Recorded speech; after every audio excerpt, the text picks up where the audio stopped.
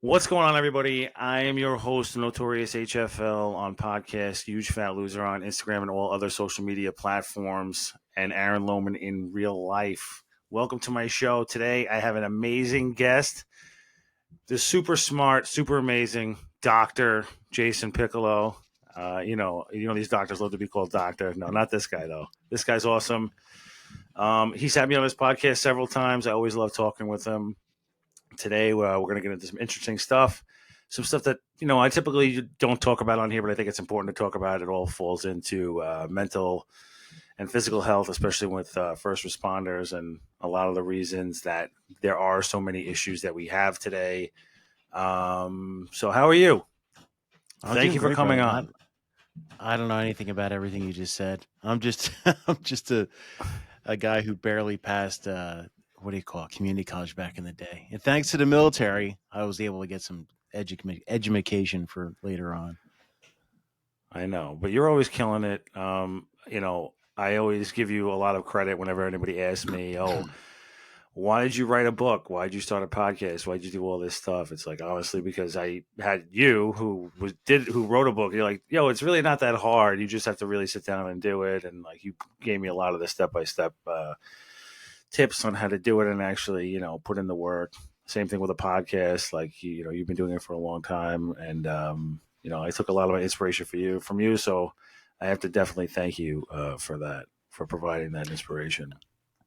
Thanks, brother. I'm glad you're back in the podcasting game. I'm glad you're back talking because I tell you, it's tough to find a decent podcast to just listen and learn Hmm. something. There's so many podcasts that pop up, and it's just like two dudes talking about inside jokes, and you're like, well, what am I getting out of this? I'm like, with 3.4 million podcasts, you really have to get something out there that's not really unique as much as it's learning. You have to be able to Yeah, no, learn something. it's 4.3 million podcasts. That's really how many podcasts are out there. I think it's That's insane. 3.4, Oh my 2.6. It's god. 2.6, 3 point. It's somewhere, man. It's crazy. But I, most only this is a, last like 5 episodes. Really, I could see Yeah. that. It's difficult. hmm I see people that I'm friends with. Sometimes they start a podcast, and I hope they keep rolling with it. But it is a difficult. It is a learning curve. The hardest part is trying to, like, for me, find the time to do it. So as soon as my family was on board, my wife was on board to start doing it, and actually scheduling time out to do it, as opposed to just before, when I still first started doing it, it was, hey, you know what? I have a half an hour to kill. I'm just gonna wing it in the basement for half an hour, record it, and then throw it up there. But I really, when I took like a year and a half, almost 2 year hiatus, because yeah, I enjoyed doing it, but if I didn't schedule my time out to actually put forth an effort to do it, I wasn't gonna do it. So when we decided that we were gonna do it again, I said, okay, we're gonna do it for real. I'm gonna actually talk to people, not just rant and rave. And I still do that every other week. I just go do my own thing for like a half an hour and 45 minutes. But every other week, I like to have people on either in studio or um uh you know like this virtually. This is actually, like I was telling you before we started, this is my first time using this new Riverside software, so hopefully this turns out okay. I hope it turns out great, because it would make things a lot easier for me, because it would cost me a lot less money than going to a studio, and I could do this in my own house in this space right here that you see now behind me. Essentially, what I want to do is I want to set up a mini studio, like, obviously, like just like what you see on the podcast before. Two nice microphones, a little table in between, two chairs, something very, very simple. The wall will look the same with the fluorescent logo that we have up here. That but yeah, I can't wait. And like, I like talking to you. Every time you invite me someplace, I always like to see you. You know what's crazy though is because I just associate you all the time with, like, for some reason, like DC, Border Patrol. I just never associate with you as you actually living way closer to me than you do. You know what I mean? I'm a train ride And away. I mean, like I know. literally 3.5 hours I could drive there. Yeah, no, it's a lot closer to me than you know I remember for some reason. But so, what's been going on with you? I saw your article. You wrote an article on police recruitment and retention, And this is something that I really wanted to get into and really want to talk about with you because it affects, it's so crazy. I mean, with the exception of like Nassau County and Suffolk County out by me, which they have like zero problems, although they may have zero problems recruiting, but I bet you that their numbers have still fallen off because it is a national issue. Yeah, it is.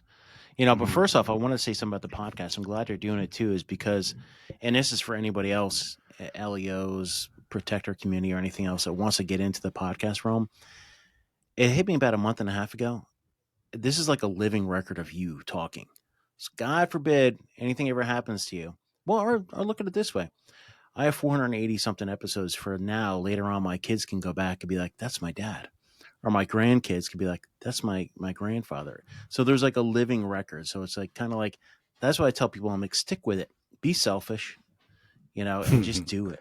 It's really, I'm like, I don't really like, I love talking to people and I love hearing their stories. So that's the other thing, is like having my grandkids or my kids being like, oh, wow, my dad talked to that guy. But No. back to recruitment, brother. Yeah. You know, it's not just state and locals, it's feds. Mhm. And if anybody knows about my background, I was 23 years in the federal government, and probably like 5 or 6 different agencies, from the Border Patrol to Homeland Security, U.S. Customs Special Agent, DOD Special Agent, Army CID Special Agent, EPA, ASAC with them, all sorts Damn, of man, you different got agencies. around. But that's why I'm retired. I'm fucking Yeah. 51. But the thing is, it's everything. The federal government hiring process is so bulky and long. It's one of the other reasons I've been writing a lot on my own personal platform, is because I just want people to understand what the things I've seen and the things I've learned over the years, so they can make informed decisions. Because when you jump into, like, state and locals, what are you looking at, like 6, 8, 9 months to get hired? Mhm. At least for The me, it's 6 months. Yeah. 6 months for the Fed would be like, wow. But the thing is, with the Fed, you're looking at like a year plus. Now, with my last agency, I was in charge of hiring for a bit. And, one of the things I've done over the years is get certificates. And one of them was Lean Six Sigma. So I learned how to lean the hiring process down. And what that means is like trim the fat. It's just like working out. You got to trim the fat, man. And what I did was I looked at the Yeah. process. I looked at the process and I was able to remove pieces and merge pieces and get, like, and I hate this word, synergy. So when you're doing hire panels in a Fed, you have to Mhm. get 3 people to sit in on a hire panel, a virtual one, and marrying up their schedules is like, that could be a month. So what you do is you dedicate people and say, like, okay, boom, you are doing it on this date. No ifs, ands, or buts. They do that. And as soon as that happens, then you have to make sure it goes to the hiring manager for approval, who then has to get it to our human resources people, the ones that are in another state. And sometimes that takes a month, because by the time they look at it and they get to it, so it's like, what you do is you just trim the fat. So you have to have it done by here. And you Yeah. could get it down to 6 months. But for someone to jump into the hiring pipeline, let's say you're 24 years old, just out of college. Let's say you just got in the military and you need a paycheck. Or let's just say you're moving on to a different job in your life and you need to start it. A year and a half is not realistic. It's not. No. With my agency, we were trying to hire this is a civilian position in my unit. It was a yoga instructor because as part of health and wellness, they want to have somebody teach yoga. We actually had a cop do it previously, but she retired. She left the department, and they wanted to have somebody come in and do it. And believe it or not, they put a bulletin out for somebody who was yoga certified, like a uniform member. Nobody wanted the position, so they went to civilianize it. And I want to say we went about a year and a half, seriously, like a year and a half, like, and then we would hire somebody, right?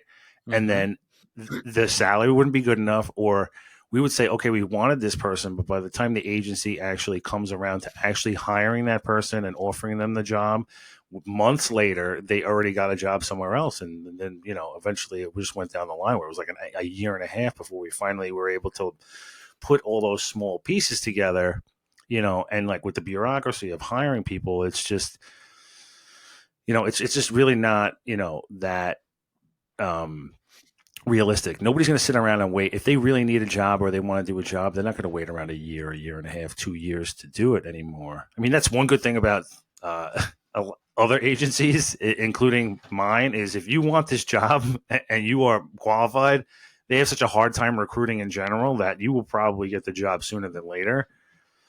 And then, they'll still continue the investigative background process throughout, your probationary period, which is 2 years. But, recruitment in general, I think, like I said, nationwide, nobody wants to do law enforcement anymore. I mean, I have my own thoughts on why that is, but I'm sure that you have looked into this way more than me and researched it more than me. What do you think of some of the leading contributions to not wanting to be in law enforcement in 2024? When you're looking at it without the glazed overview of a young 18-year-old kid who wants to be a cop because it's like the badge and shield and you want to protect and serve, when you look at the reality of liability, and now with social media, well, that's the biggest thing, social media, is you Mm-hmm. can see a cop who may have done the right thing, but they lose everything. They lose everything within a minute. It's like they are canceled. There's people parked outside their house. The media is all over them. Everybody's all over them, and they demonize them. They hate them. Their life is over. And they Mm-hmm. may have been completely justified in whatever they have done. And I'm not even bringing up the big controversial type activities here. I'm talking about someone doing their job and they get canceled Mm-hmm. and they are done. Yeah, no, they're definitely, it's definitely, and you know what? I think as for even social media, to highlight that is, you know, I think it goes like twofold, right? You have those incidents, and just I think showing what the job is to you, where like when I, got hired, when you got hired by, your agency originally when you first started out, the only way you could ever hear about what the job was like was from somebody who did it. You know what I mean? And even their perspective is their own individual perspective. And you can never really actually know what it's like to experience it unless you actually go through it, especially the bad things that come with it. And Mm-hmm. now you see so much on social media about what the job is and how it is and like these things that could happen. Obviously, in the extreme nature, you could go on any police page and see any amount of terrible body camera videos over and over and over and over again. And now you see what that reality is as opposed to hearing it. And it's definitely way more scary to see it like in like real time than it is to maybe hear a story from somebody that or by the time you get into that career and you experience those things, it's almost like you already have a little bit of time and energy invested into it. So you're more likely to, I don't know, push through it, get past it, and like continue on to your job because that's what you did. That's what you swore to do. And, some people are like, okay, well, I already have this much time in. I just have to make it this much further and then it's over or whatever. And they have some time invested. But now that you could see the reality of what those job is and what these traumatic events look like and what being canceled looks like and the public hating you and all this stuff, that you're less likely to even start from the beginning.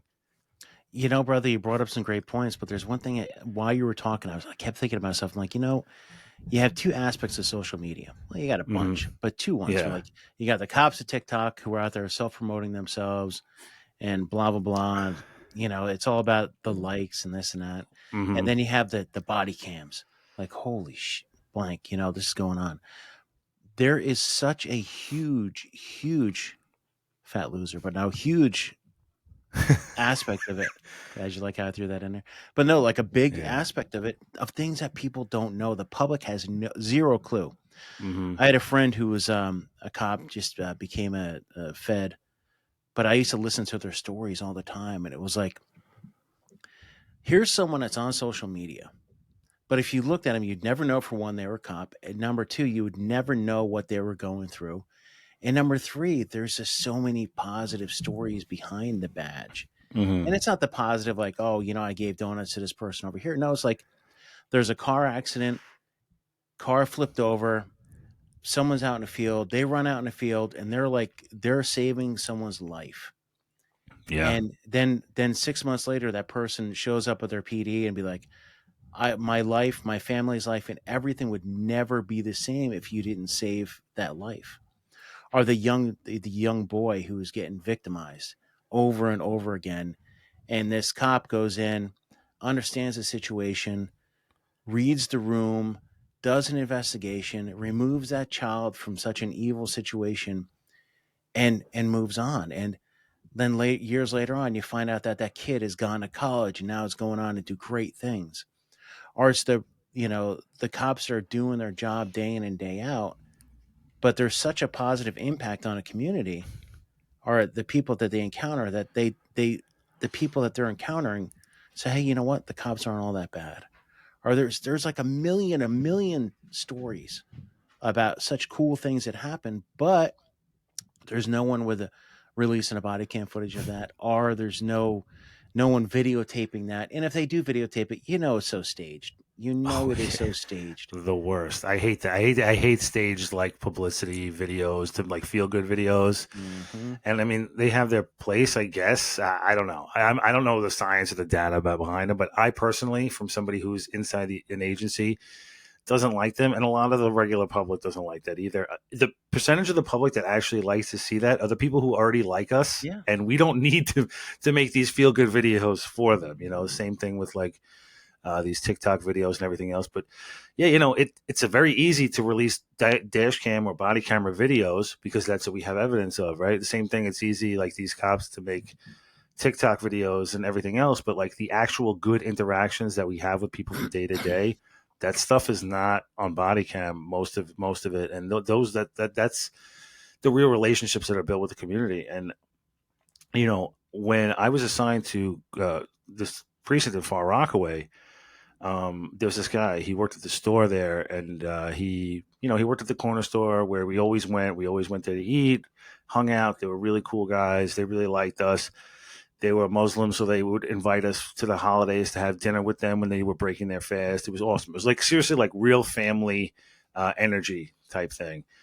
And then a couple months later, go by. I'm sitting in the academy. I'm waiting to do a class to teach, and one of the guys from the store comes up to me. He's in his recruit uniform. He joined and became a police officer because of the interactions that he had with us, in that moment. Like, it just made me so happy to see that, and those are the relationships. Those are the things that you see that happen every single day. Those relationships that are really what inspire people to want to, to realize that police aren't what they see on social media or on the news or everything that's like so extreme, that we're just regular people like everybody else. And that's what inspires people to do the job. And that's what inspires you when you get on a job too. That is what keeps people in. Yeah, listen, we'll go off on a thing about admin and leadership and all that all the time. We could do that all day long. Mm-hmm. But what keeps you on a job is having positive interactions, but also seeing a result of your job or the result of you being proactive. I this is so funny, man. Being a Fed and being at headquarters for so long and being out of the field, I wanted to. When I retired, I was like, I want to give back. So I go over to DC. I think I told you the story. I went to DC PD, right, to Mm-hmm. become a volunteer cop because that's the only one that's really like sworn and LEO. So I'm like, okay, this is awesome. So I go there, and my friends are like, "Bro, you're gonna have a heart attack when you do the PT test." I'm like, "No, I passed the PT test. I Mm-hmm. went through the whole process. I did the polygraph, everything." And because they said I look, my body fat may not be the best in the world according to their standards, it's still on hold, which is crazy because I'm like, hey, it's a volunteer unpaid position, but That's that's another crazy. story. But I remember going through this process, man, and sitting in this room. And when you're a volunteer, you go through the same process Mm-hmm. as what do you call it? The same cops, the same people that want to be a cop, and listening to all the kids in a room talk. I should Mm-hmm. shit. I'm 51. I can call them kids, but listening to them talk, you remember what it was like. You remember that excitement, and it wasn't just about you know the badge and the gun and the power. It was about policing. It was about these people are like They could have college degrees, they could have this, they could have that, whatever, but they were there and they were excited about it. Doing the PT test, I'm looking around and it's like you could tell the DC locals, and you could tell the two or three kids that flew in from like Wisconsin because they wanted to be a cop. But there was people from all over, Mm-hmm. and the locals. I was talking to one of the guys. He's like, you know what? I never would have thought about becoming a cop, but it's a good job, and I can work in my community, and it's something. It's a career. I was like, Mm-hmm. huh. You don't have to be. I remember like when you and I were first talking, you were like, wow, it was a job. It wasn't like me when I was a kid, growing up in Jersey, you're like, oh, you got to be a cop or you got to join the military. You got to do this, you got to do that, Mm-hmm. or you go to jail or whatever. But, Yeah. but the thing is, like when I was a kid, I was like, okay, I want to be a cop, but I got to go in the military. I got to get college. I got to do this. I got to do that.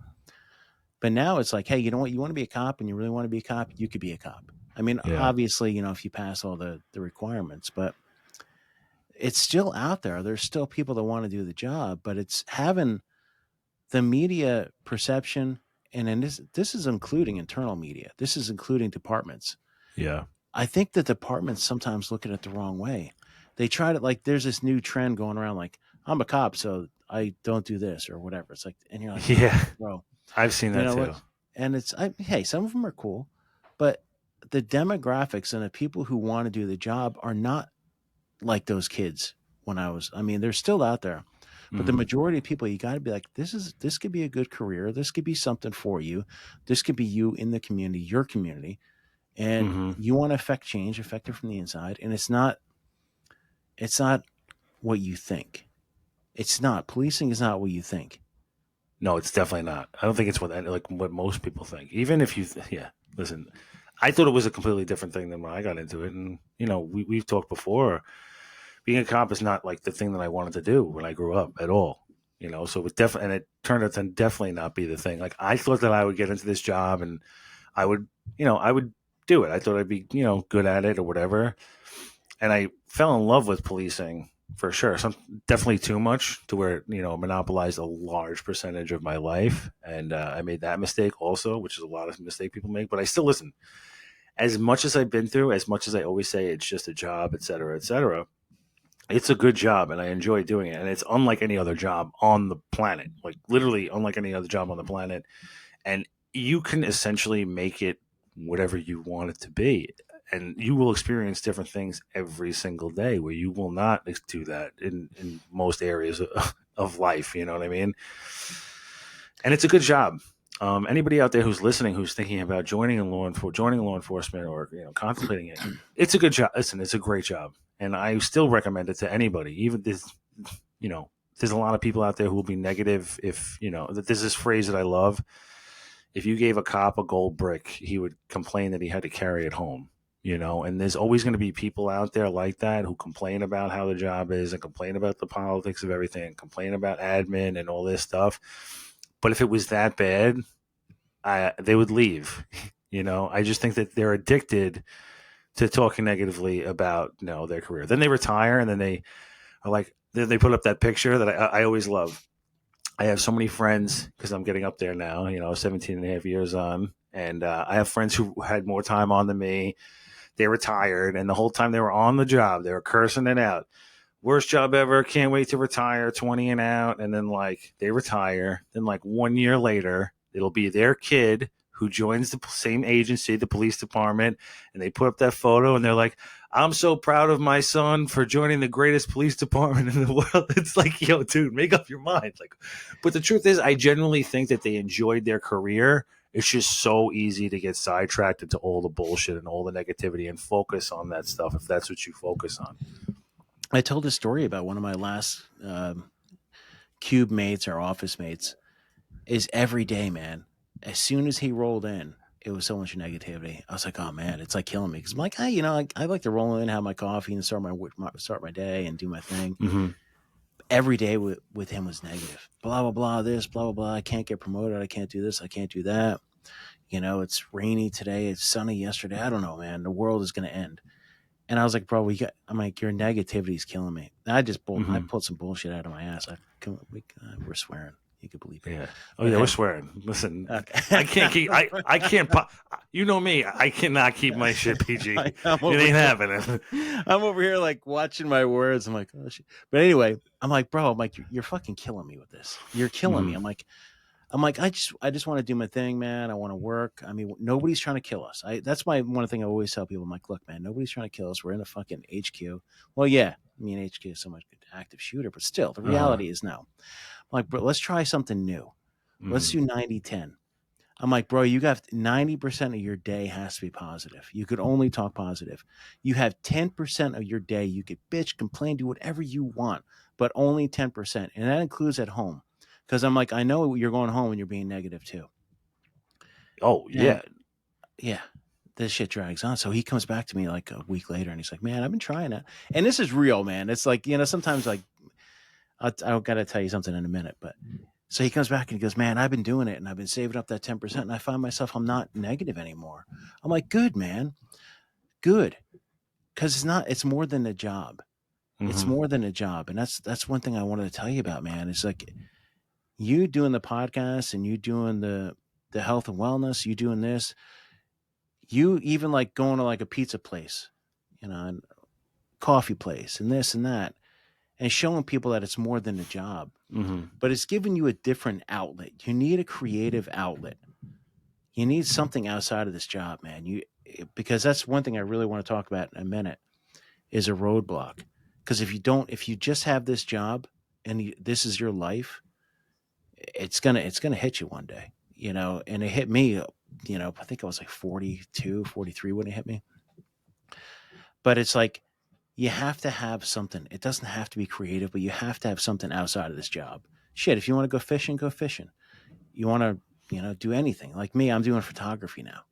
But if not, you're going to hit a roadblock, man. And that roadblock is going to be one day you're going to wake up and go, shit, I only got like a third of my life left. Or, what am I doing when this job's over with? Like me, my goal was to pull the plug as soon as I hit 50, and I did. I waited a couple months, but I did. But I was still nervous, man. I was so nervous about it, not just for the income stream coming in, but what do I do next? What's going to be my mission? What is next? And that's why if you don't set yourself up to get over these roadblocks, man, you're going to be hurting. Yeah. No. I try to warn people all the time, and not just as far as finding a different career afterwards. A lot of people, they retire from law enforcement and they're like, oh, I'm going to go be a security guard. Essentially, you're just like a lower level version of law enforcement. You should try and Mm-hmm. be setting yourself up to do something that you actually enjoy doing. You gave your life to public security and public safety for the last 25, 30, 40 years. You should try and set yourself up for something that you actually enjoy doing, a Mm-hmm. hobby that you could turn into a business somehow, or even go back to school and get educated and do something else. You don't want to be the person who retires and then becomes a security guard at a bank or a hospital or a school or whatever. And listen, if that's what you want to do, fine. But I genuinely hope for more than that for everybody. I think that they actually go to work and do something that they enjoy, whether it be creative or not. I look at it another way too. Is like my son's in high school, and I'm telling him, I'm like, when you go to college and you're trying to put in for like this or that, get into a good school, what sets you apart from everybody else? Yeah, you play football. That's cool. You got good grades. That's cool.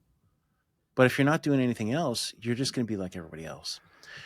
One thing I've Yeah. learned is like when I retired, is that there's a million LEOs out there looking for the same gigs that I am. And what sets me apart from them? That's why, like, when I was in my career, I started getting certifications. When I was in my career, I started doing podcasts. I started doing the media. I started doing this. I started doing that. A lot of it was just because I needed an outlet.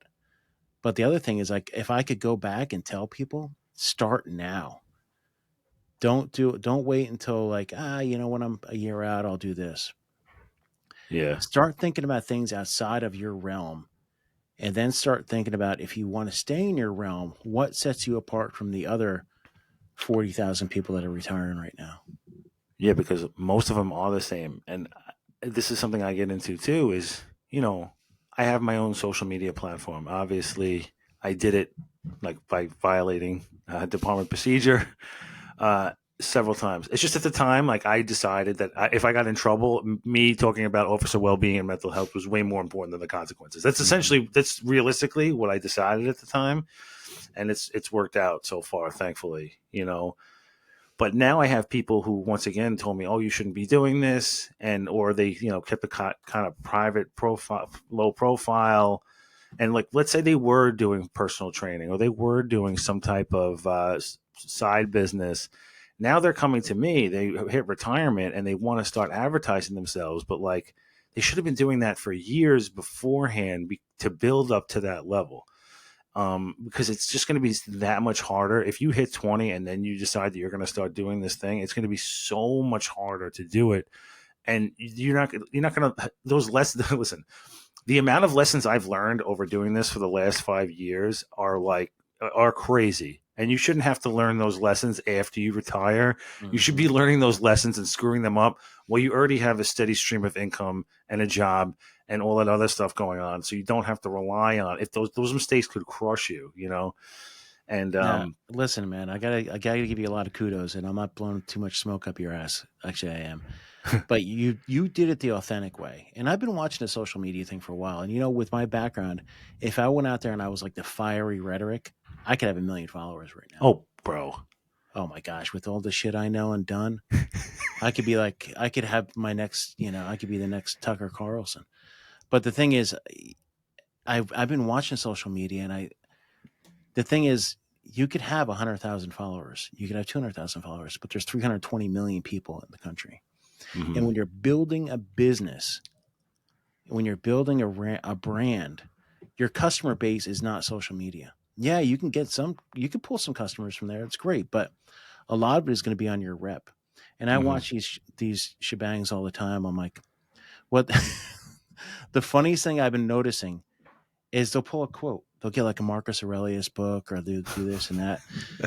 And they'll be like, this will be really serious. And they'll get the nice dim lighting, and they'll get the cameras going, and they'll be like, I read this quote the other day. No matter where you are, there you are.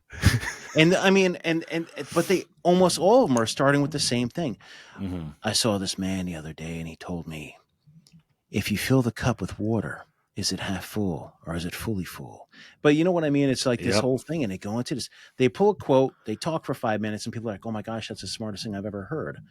But there's the authentic people. You're going to be able to tell them right off the bat, and you're like, like me with my new thing is, well, I shouldn't even say it's new. I've been doing it for years, but I really want to get into like firearms coaching one-on-one. And a lot of it is word of mouth.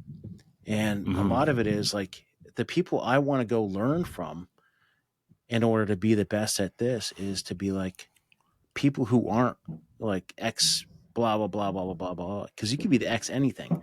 But unless you're actually good at being an instructor, it's not going to work. You're not going to work with me, Yeah. No, it's definitely a different thing, man. You go to all these cool places. I always see you doing the SHOT Show and like all this other shit.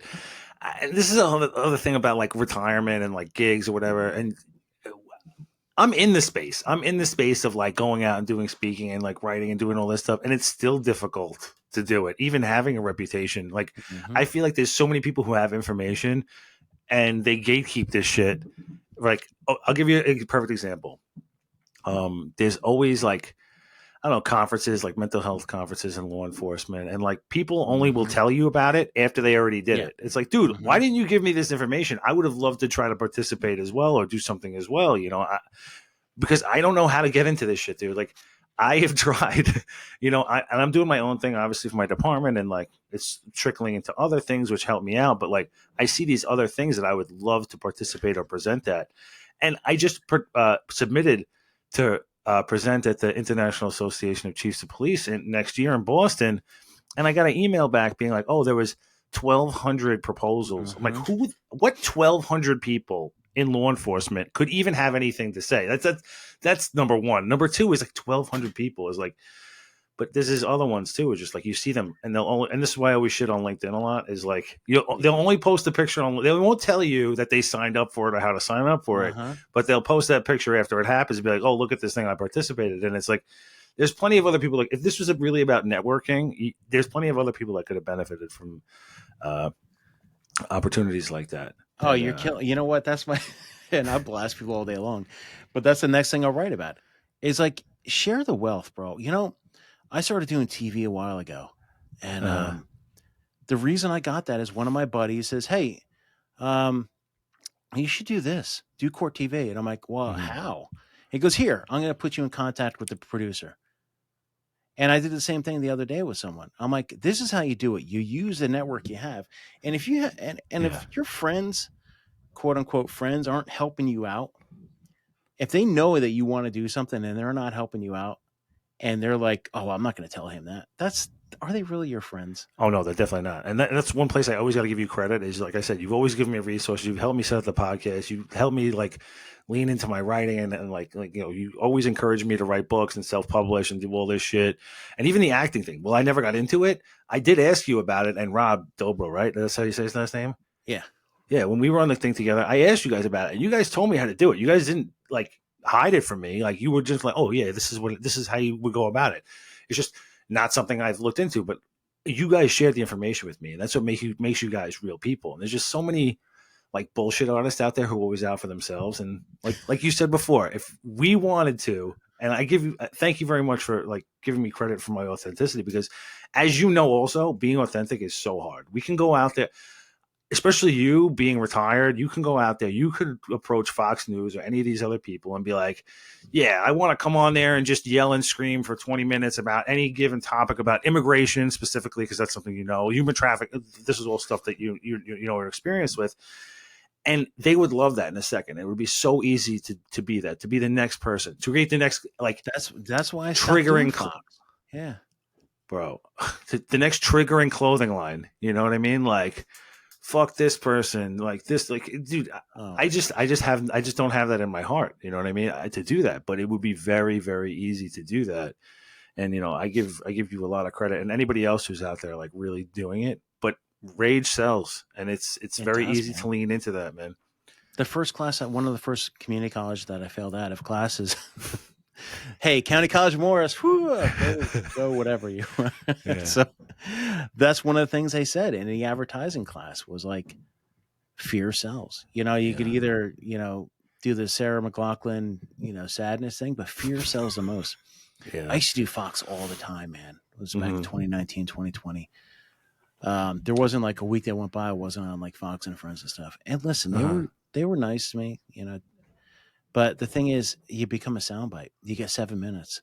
I do court TV, Yeah. man, and I get to talk. I'm always Mhm. pulling up props and this and that and doing all sorts of stuff. That's cool, man. But I got to tell people about TVs. You don't get paid. I mean, you Mhm. don't. I mean, it's just good for me because I have the foundation. I have the podcast. I got the firearms. But it's what it is it's a great experience to get used to being behind a mic and get used to being in front of millions of people. Public speaking, I still get nervous as shit. But when you get behind a mic and you're like on a camera, you could talk to a million people and you'd be like, wow, this is weird. Yeah. I'm more comfortable talking on camera because the people aren't really. People think, Yeah.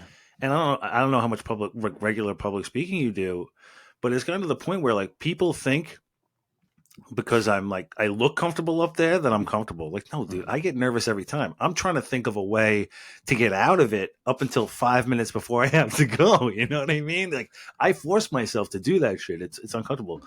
Talking on camera is you don't see the people, so it's just kind of to me it's just like I don't think about it. But like to talk in front of a room of people it's tough. Yeah, I love public speaking in a way because I get to meet different people and I get to just talk shit. But it's nervous, man. It's nerve wracking. Yeah, you get over those nerves though. If you really, I don't know how it is for you, but for me, I get over those nerves. And this is the way I do anything. Like it's even with posting on social media. I post some very like controversial. I personally don't think it's controversial, but it's controversial because it's against the cultural grain of what law enforcement culture is sometimes, and that is very uncomfortable to do when you're in that culture, to say something that you know is right, and it's immediately going to be taken like a certain way Mm-hmm. by people who don't think that way, you know. And it's tough, man. And when I do post and I think about this, I think about who needs to hear it is more important than me being nervous. That is what I think of. Me being nervous and me talking myself out of it and not doing it and like giving up on that. Think about the people that would not hear the message or that I think is important. Like I think that message is super important for them to hear, and I get over my nerves based on that. Like, and it's helped me so far. That's why, to me, you have to be authentic. Like I always talk about, I can be positive all day long, but there are days, man, when I'll have like that 24, 48 hours of just complete depression, man. Hard to get out Oh, of bed. I'm just I can't get my head straight. hmm And then I talked about the times when I had to battle with booze and the times when I was in really, really dark places. I don't mind talking about that stuff anymore. no. And I didn't when I was on a job. I mean, they did try to hit me up the last year. It's crazy. But hmm last year they tried to hit me up about mental health. Like, we need you to get reevaluated for your mental health issues. I'm like, what are you talking about? I've been on a job for like 20 something years now. They told you that? Yeah, I'll talk about that offline. But it's just like, I was like, Oh really? my god. So I had to go see a shrink, and I'm Uh like, huh. seriously? It's just, you Yeah. can't make it up, man. And that's the No. Fed. Yeah. You can't. You definitely can't make it up and struggle. You brought up TikTok cops before, and it's so funny. Is like when people bring up TikTok cops, like I always have this like dichotomous attitude towards it because sometimes I feel like I am one, right? Because I am on social media, and I'm always like, do I fall into this category of people who are using law enforcement or at least are in law enforcement and they have something to say on social media, or am I not? So then I'm like, I try to like give credit, like, I try to balance it where I was like, okay, I'm kind of doing the same thing. So maybe I kind of get it. But No. some of the stuff I see sometimes, man, dude, even me, I'm like, and I don't talk shit or like feel anyone, but sometimes I see some things, man. And I'm just like, it's really, it's unbelievable what you see out there, and it's bad, and I don't think it's helping anybody. I don't think it's recruiting anybody. I don't think it's helping anybody join law enforcement. It's just pissing off your fellow coworker because they know the truth of whatever situation is that you're trying to dramatize. So it just definitely does way more negative than good. But they get so many views and so many like I don't understand. So that's the opposite extreme between being like the rage person and then being this like TikTok cop person. It's Well, weird, what man. does it get you, though? I have no fucking 320 idea. million people. You can get a million views. That's cool. But, half of them are like, half of them are like some dudes in Pakistan or India or something like that. Yeah, probably. But, the thing is, like, what does it get you? Yeah. And when you come to recruitment, it's got to be, you really, like, my last agency was an environmental protection agency. Uh And huh. there's a long story why I had to go work with them. But if anybody Googles my name, you'll kind of figure it out. But it's the environment, bro. Clean hmm water, clean air. There are actually really cool things that could investigate. And I would tell them day in and day out, I tell my management, because it's an 1811 special agent job. So once you get an Okay. 1811 special agent job, you go to Federal Law Enforcement Training Center, you go through the same criminal investigative training program. So what I'm trying to say is if you get this job, you can move on to another job that you really want. hmm So for the past years, they're hiring all these people. They're there for a year and they leave as soon as they get another job. Yeah. I kept telling him, I'm like, it's like banging my head against a wall saying, why are you not going to schools that have environmental studies that are very environmentally conscious and talking to people that want to do this job, Yeah. and can really do this job? Explain to them that, yes, you're going to carry a gun. And yes, you may be in some austere environments that you'll run into wildlife 2 foot and 4 foot, but you have to do targeted recruitment. It can't be like, hey, you know what? We're going to send people, we're going to put these hiring announcements out just to any vets that we could hire because we could hire vets really easy. That was their other thing. They had to fill hmm spots. So I'm like, yeah, I'm a vet. I got my all sorts of vet stuff in the background. But hmm not necessarily all the vets you're going to hire are going to be the right ones for this job. Yeah, you'll get them on board easy, but then they're going to leave in a year. You Yeah, have that's to interesting. be. I never really thought about that, especially like, an agency like the, Environmental Protection Agency, how they could, I think they'd probably be better off hiring people who were really into the environment and stuff to do those cases. You know what I'm saying? As opposed to somebody who just want to do some type of law enforcement. I think regular law enforcement, people who was always interested in being just a cop, would kind of get bored with that. And that's Mm-hmm. part of the reason why they leave after a year and a half. And they really definitely should be looking other places. Same thing when it comes to like animal cruelty or like any other of these, or at least very specific niche organizations. You know what I mean? And I one thing I do now is I write this Substack thing, and I Mm-hmm. love Substack because you can put out articles. And I wrote one about the other 1811 jobs that are out there. There's a ton of agencies Right. that have things that are doing niche crimes, and so many people like certain things. You like working fraud? Go work for an agency that does fraud, white collar Mm-hmm. crime. You don't have to be knocking down doors and doing this and that. There are jobs out there in law enforcement that are law enforcement but not dynamic. Mm-hmm. What is Substack? You have to explain this to me. Okay. Well, it's hard to explain. It's really not hard to explain. It's basically like a writing platform, but now you can do Okay. videos and podcasts and everything like that. So I think mine's Dr. Jason Hmm. Piccolo /backs.com Substack. So, and I write a lot about like policing. So it's called the Protectors Gazette. Mm-hmm. And what it is like I can go on there and I could write articles, upload photos, and they're there. So then I could email them out. My subscribers, you could do paid subscribers, you could do free subscribers, and you could put out content. Hmm. But it's the cool thing about it is it's not regulated. So you're seeing a lot of people. Well, yeah, I'm sure it's regulated for hate speech or something, but not like what Yeah. you think. But you're going to see people out there who are leaving mainstream media and starting their own Substack. Mm-hmm. A ton of people. I think it's such a cool idea is because the fact that you could upload videos, the fact that you could talk about topics, and the fact that you don't have to be mainstream. You're your own editor. Mm-hmm. I think it'd be perfect for you because the other thing too is that's a great income stream. Now, I mean, I'm Mm-hmm. making a whopping $250 a year at this point, but I'm sure after this episode, I'll be making $265.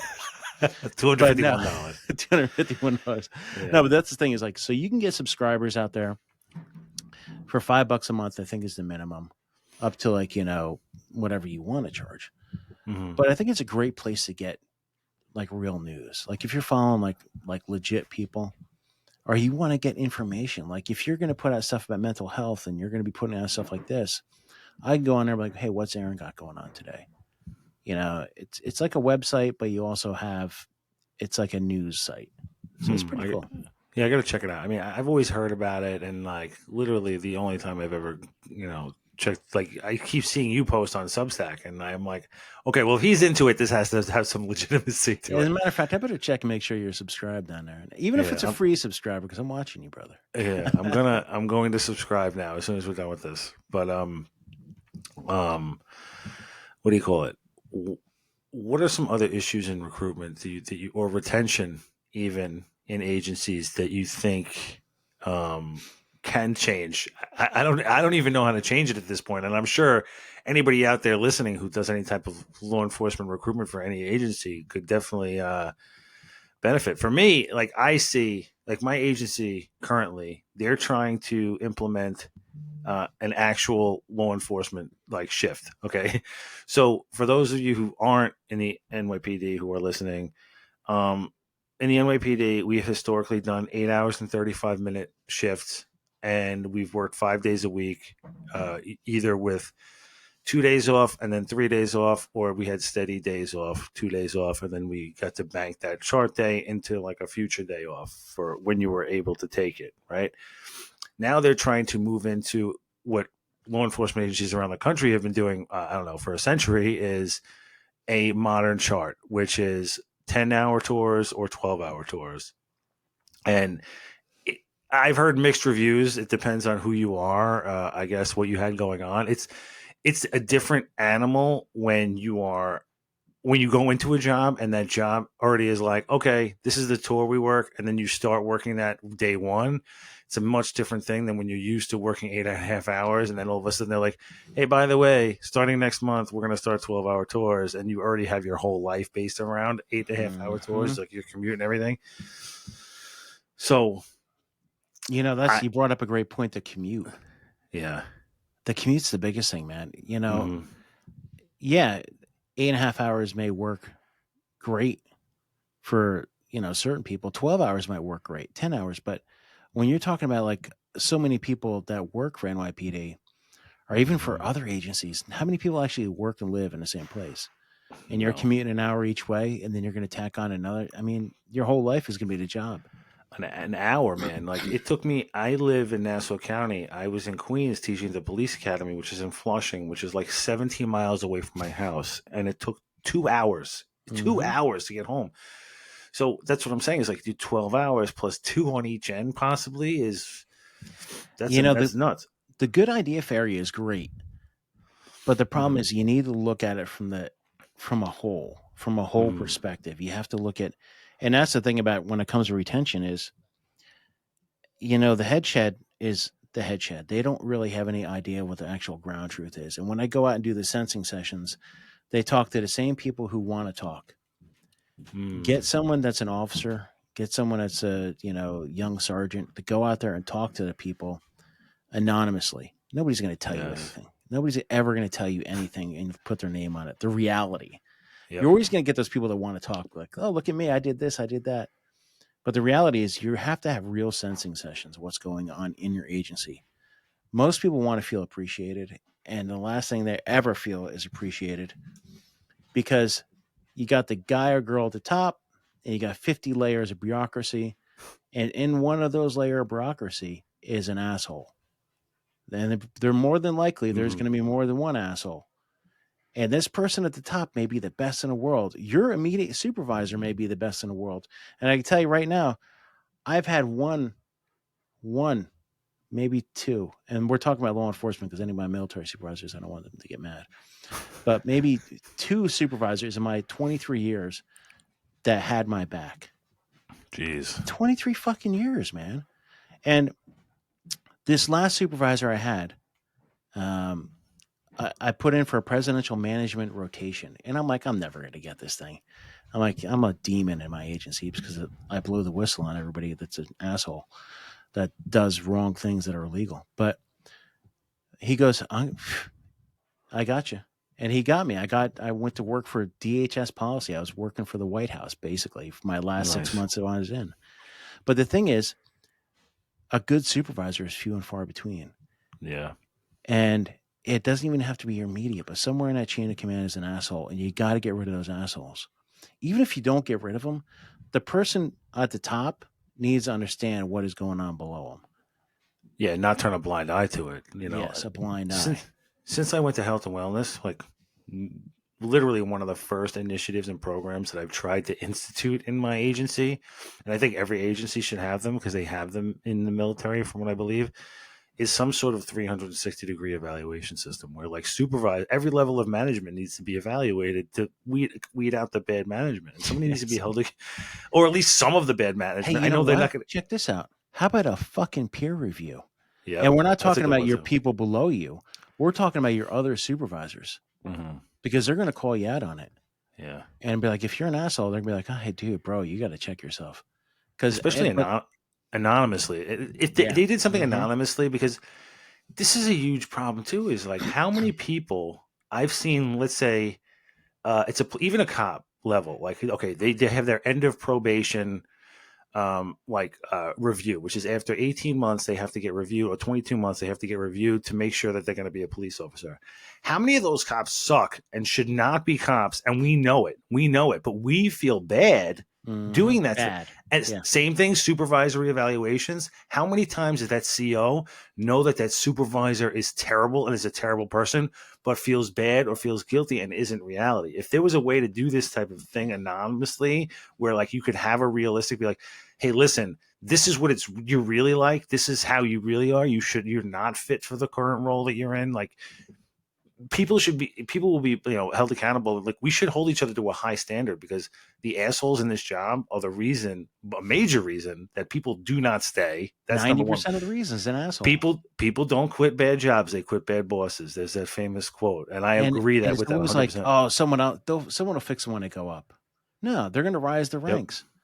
Someone Hmm. patted them on the shoulder once and said, if you don't fuck up, you're going to move up. And Hmm. they become very risk averse, and they're like, oh, hell no, I'm not going to cover for they did something bad. Where's that bus? Let me throw them under the bus. Yep. And all they care about is self-preservation. 100%. And when you find that good boss, most of the time, the people that are the good boss, they're going to be a sergeant forever, or they're going to be a lieutenant forever. They're like Yeah. 70 years old lieutenant. But the other thing too is, like, the good leaders don't necessarily have to have brass on their shoulder or stripes on their arms. And they're the ones that are like, you could find. I mean, there's plenty of special agents out there retiring at GS-13, special agent, GS maxed out. Same ones, officer or whatever. And they're the real leaders, and they'll never get promoted ever. Oh, And because you know what, they stick up for their people. it's so great that you said that, because when I teach leadership, resilience to everybody who gets promoted in the police department. And one of my main things that I try to impart, especially on new sergeants, is like, you are going to go to a command and think that you have stripes on your shoulder and that you are the leader now. Like, no way. Like, you're not.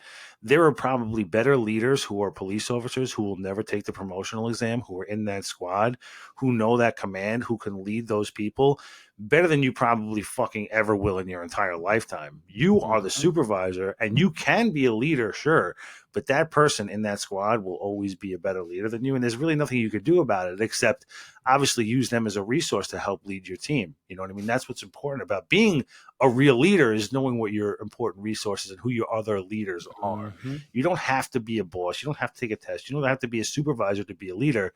And unfortunately, a lot of people who do take tests will never, ever be a true leader. And I just want people to realize that, like, if you're on the lowest level, you have no intention of being a supervisor or whatever, some of the best leaders in law enforcement and the military are the people who are on the ground, who really, really fucking know what they're doing and Well, know their shit. And you can be a leader no matter what. there's another aspect of that too. Is a lot of people want that title for when they Mm-hmm. retire. They want the title, special agent in charge, this or that or whatever. But I tell you what, that title lasts for a good 2 years, maybe, because your network is gone. And if you don't keep that network going, the companies that are going to hire you don't give a shit about you. The other Mm-hmm. thing is, all those bridges you burned and all the backs you stepped over and everything else, that's your legacy, man. That is your legacy. And you may think you have a great title and you're the greatest thing since sliced bread.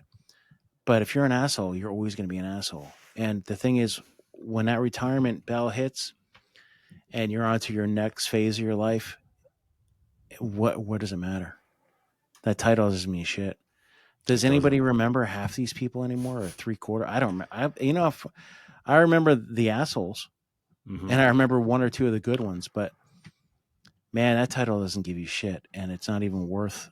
Sometimes, like, I used to, like, when I was younger and my agent, I see this like 50-year-old guy. He's a special agent. I'm like, man, why didn't he ever promote?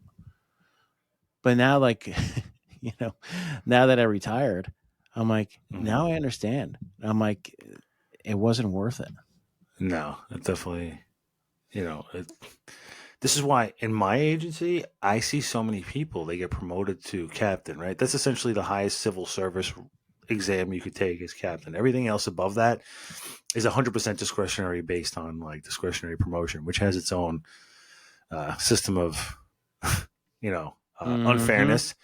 So they get promoted to captain. And then the next step to quote unquote get promoted to the next level is you are supposed to be the commanding officer of a precinct, of a command. Guys don't even want it anymore because they don't care about the promotion. They took their captain's exam and they would rather go. And this was something that always mind blew me, right? About how the department works is, if I'm a captain in, let's say, the gang division, right? I'm not worth nearly as much as the captain who oversees a command, like a patrol, like numbered command. And to me, it's like, both of those jobs are super difficult, right? Mm-hmm. And why one is more valued than the other, I have no idea. But guys know that they're going to go to a place like, let's say they're the captain in narcotics.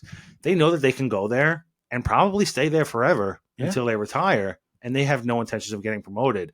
So those are like essentially where like captains who don't have the ego go a lot of times. And I'm not saying everybody. I know plenty of great commanding officers of commands, but a lot of people stay there and they're perfectly happy being there. Or what happens is they become captains. They see all this additional responsibility, and in my agency, being a captain is almost like being a medical resident, where they just get hazed. New Mm-hmm. captains get hazed. Oh, you have to cover this. You have to do that. You're the new captain. F you. Like, you got to do all this shit. And captains nowadays, like several of them have been like, you know what? I don't want this rank anymore. I'm self demoting back to lieutenant, and they do it. And Damn. Yeah. it's good. I say good for them. And I said this. I just presented to captains last week, and I was like, if you get there and you decide this is not for you, it is not shameful to realize that it's not for you. Yeah. It's not for you. Like, you can go ahead and be a lieutenant and make just as much money as a captain does, but being happy is way more important. It's nuts, man. That's a excellent end to our conversation today. Because I got to go see Dune 2, man. Oh, really? Yeah. I never saw Dune 1, so I can't. Yeah, it's okay. I get the free birthday movie pass. I gotta go. Oh, nice. Well, Expires. tell everybody where they could find you. That's the most important. Well, no, thing. the other thing is like to be happy, man. Oh, Is just I gotta give my little spiel real quick. good. Just I like, wanted seriously. it. You were rushing off. I was like, no, don't leave me. No, I don't want to rush off, but Okay. yeah. But man, seriously, just take a step back from this job, man, and just find something to make you happy. Find anything. Man, I love photography now.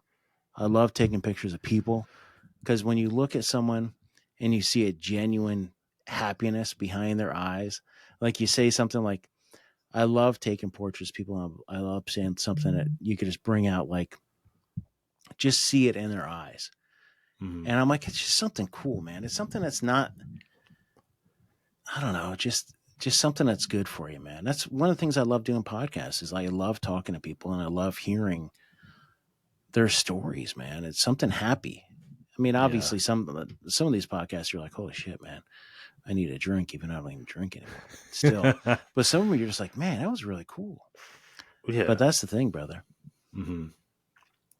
Yeah, man. We got to do another episode, man. We got to do like a joint Protectors podcast episode / Yeah. So tell everybody what the Protectors is really quickly. So I got a couple things going on. I got the Protectors podcast. I've had that since 2019. I think we're almost up to 500 episodes.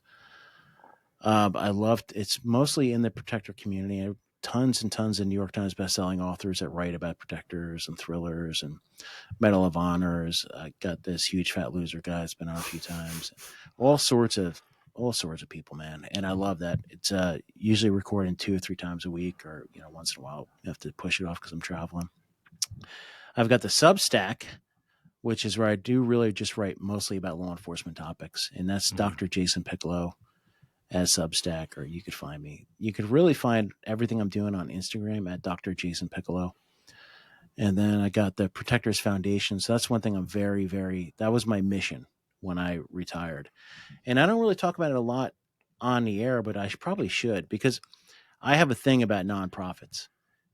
When nonprofits are hitting up people that I know for money, I'm always kind of like, 99% of people I know don't have a lot of money to give the nonprofits. So my goal with the nonprofit is hit up business corporations. That's why I don't really talk about it too much on podcasts, which I probably should, because there's probably business corporations out there.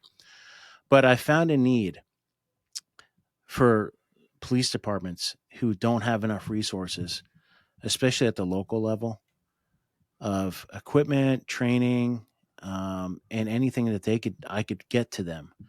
So like we have a mutual friend. I gave 5 tourniquets out to them. I got a new order of tourniquets coming in. I'm getting tourniquets out to smaller departments, because there's departments out there, man. People are making $13 an hour to be a cop.